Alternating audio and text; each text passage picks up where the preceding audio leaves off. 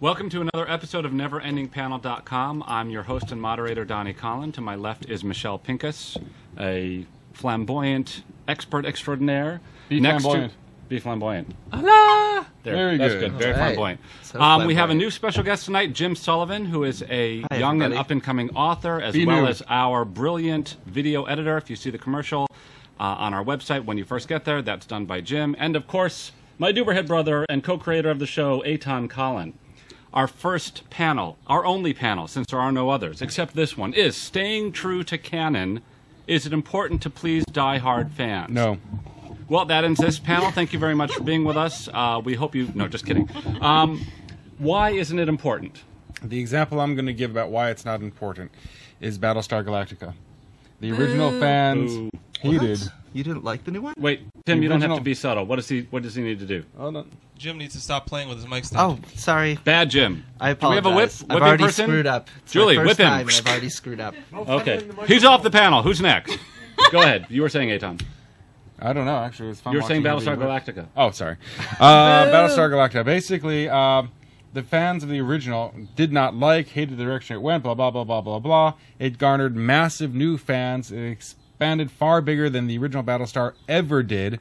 They just took the premise, but pleasing the diehard fans, it's more like they went out of their way to annoy the diehard fans. Well, let's back up then. and What create is something- canon then?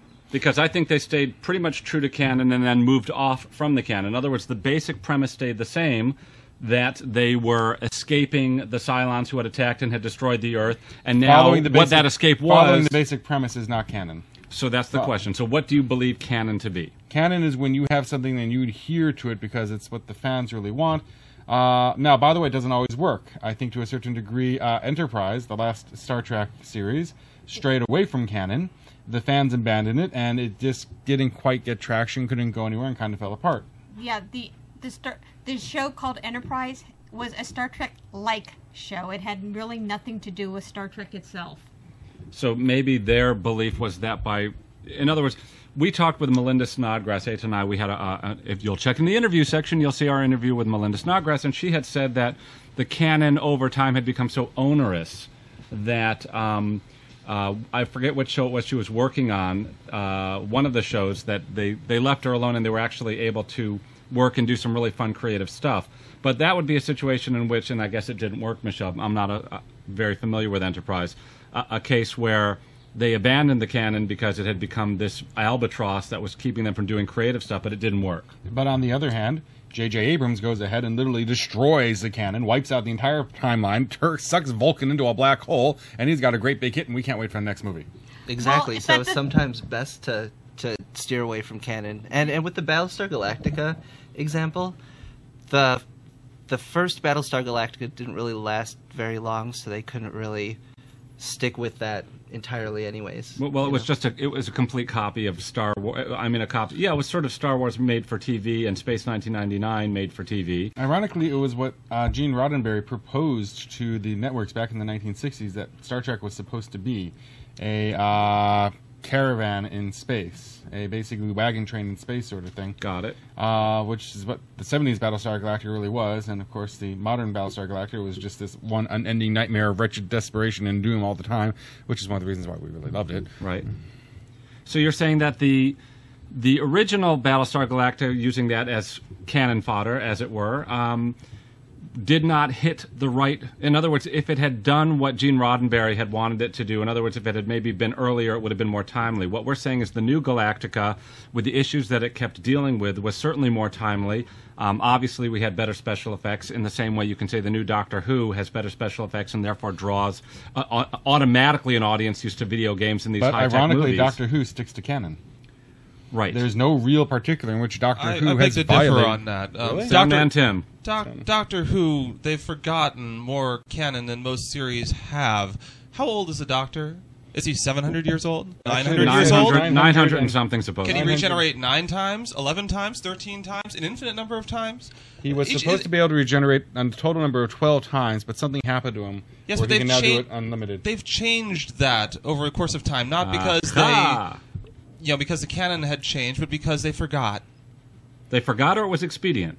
I think it was expedient. No one expected to go through 12 regenerations, and now they're on number 11. So I'm pretty sure the next one's not going to be the last. The show is too damn successful. Well, it's supposed to be 9 at one point. I believe it was always 12. The Master regenerated. Maybe it would have been 9. I know So that the that's- Master found a way to regenerate more than 12 times. So we're back to this notion that canon is fungible.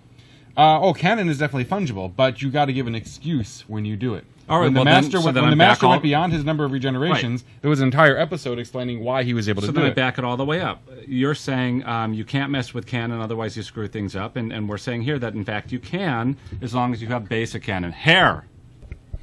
Turn on your mic. Is the mic on? Yeah. Turn off your mic. I got a unique perspective when it comes to scarred. We've all been battle scarred, yes. Actually, you might be right with the first time. That is, I was in the same steak house as Glenn Marson. I went to church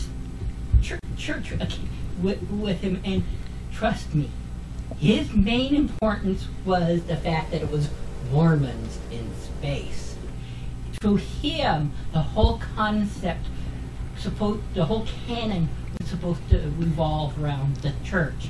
He thought Was that why Starbuck had 2 girlfriends? His version of truckies joining the church. He thought so.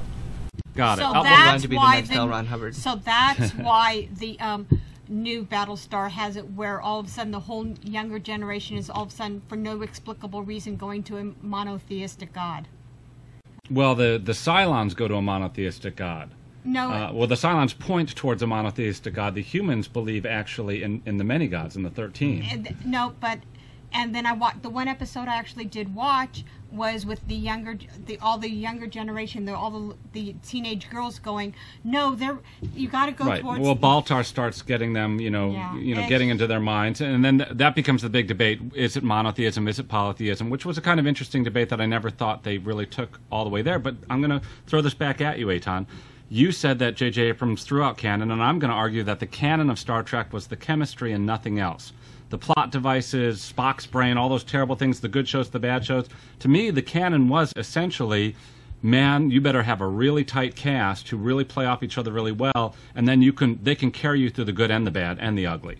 Spock's brain. What about the? Well, he did say that was for me. No, you go ahead. You're lucky because she would just hit him now normally, but you're. Well, that's there. why I actually did Oh, that. shucks. Go ahead. Buffer zone. I'm giving permission to her Okay, thank you. with the power invested in me. Do I have any Power. power invested in me? I don't know. I think we've only got a minute. You've You've only got a minute. Why are you taking ahead. so long? Michelle, hurry up. My goodness. It's all right. Well, with the why the Star Trek movie worked so well was he remembered all the fans. He made a fan film. He put everything in from the original 79 episodes. The actors studied the characters. They actually, it was just they went out of their way to make it a good film and to understand that they were and even Spock. What you're saying, though, is that they discovered characterization, but in order to do that, they had to throw out canon.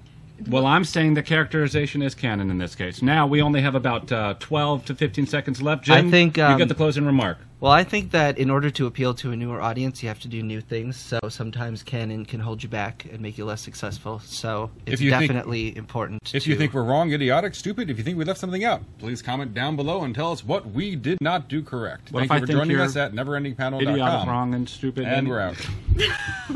And we're out.